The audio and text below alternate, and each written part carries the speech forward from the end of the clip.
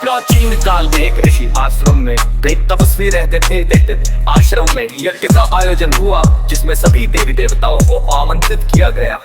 यज्ञ का नेतृत्व महर्षि वेदव्यास कर रहे थे। यज्ञ की सिद्धि के लिए सभी देवताओं की पूजा हो रही थी और सबसे पहले भगवान गणेश की पूजा आवश्यक मानी गई, क्योंकि वे विघ्नहर्ता और प्रथम पूज्य देव है।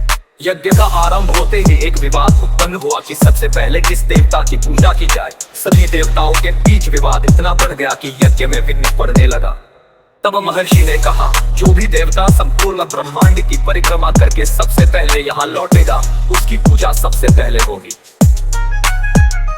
सभी देवताओं ने अपने वाहनों पर सवार होकर ब्रह्मांड की परिक्रमा के लिए निकल पड़े, लेकिन भगवान गणेश शांत रहे। उनका वाहन मूषक था जो बहुत धीमा था, इसकी उन्हें समझ आ गया कि वे अन्य देवताओं की तरह जल्दी परिक्रमा नहीं कर पाएंगे। गणेश जी ने बुद्धि का सहारा लिया और अपने माता पिता भगवान शिव और माता पार्वती की परिक्रमा करने का निश्चय किया, क्योंकि शास्त्रों में कहा गया है कि माता पिता की परिक्रमा करने से संपूर्ण ब्रह्मांड की परिक्रमा का फल मिलता है।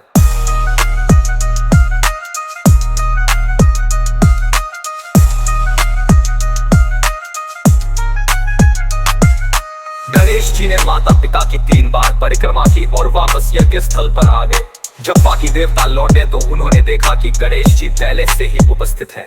महर्षि वेदव्यास ने गणेश जी की बुद्धिमानी की प्रशंसा की और कहा कि जिसने अपने माता पिता की परिक्रमा की है, उसने ही संपूर्ण ब्रह्मांड की परिक्रमा की है, अतः गणेश जी ही प्रथम पूज्य होंगे।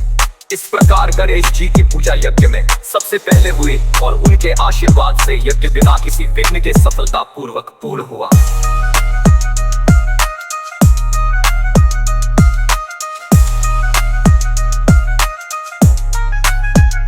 कहते हैं कि जो भी व्यक्ति सच्चे मन से इस कथा को सुनता और गणेश जी की पूजा करता है, उसकी सभी मनोकामनाएं पूर्ण होती है। गणेश जी विघ्नों का नाश कर हर काम में सफलता प्रदान करते हैं। विशेष रूप से किसी नए कार्य के आरंभ में ये कथा सुनने से जीवन के सभी विघ्न दूर हो जाते हैं और शुभ फल प्राप्त होता है।